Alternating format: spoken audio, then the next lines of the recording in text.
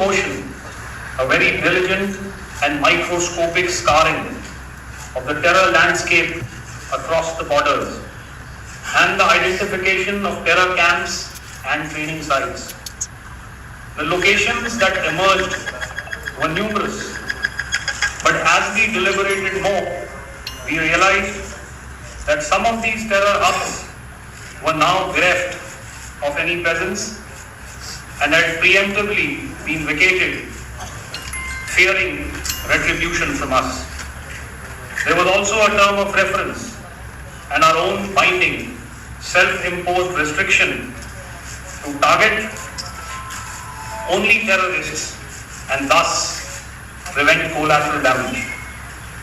There were 9 camps that you are now all familiar with, which were confirmed by our various intelligence agencies to be inhabited. Some of these were in POJK, while there were others that were located in the Punjab province in Pakistan.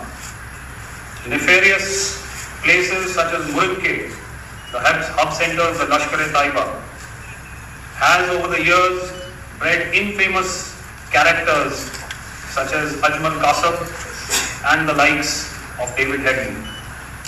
What followed was a careful scrutiny of each of these sinister locations, their layout, configuration, even the type of construction in each structure, and the terrain obtained around these.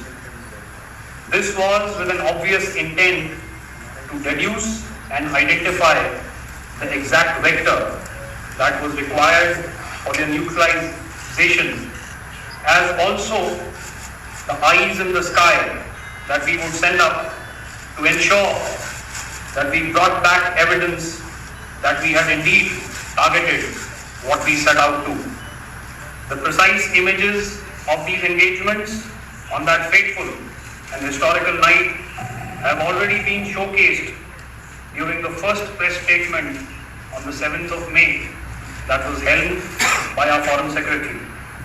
I have no doubt in my mind that we achieved total surprise, and those strikes across those 9 terror hubs left more than 100 terrorists killed, including high-value targets such as Yusuf Azhar, Abdul Malik Rauf and Mudassir Ahmed that were involved in the hijack of IC-814 and the Pulwama blast.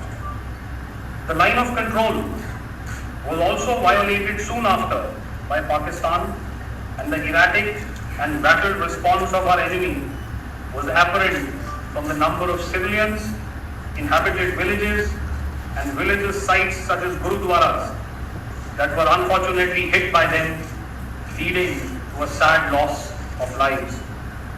The Indian Air Force played a major part in these strikes by engaging some of these camps, and the Indian Navy provided wherewithal in terms of precision munitions.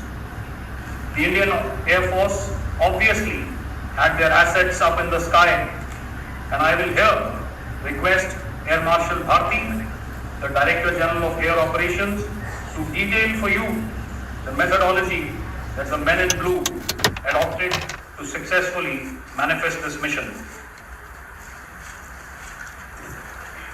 Thank you, Rajiv. Motion, a very diligent and microscopic scarring of the terror landscape across the borders, and the identification of terror camps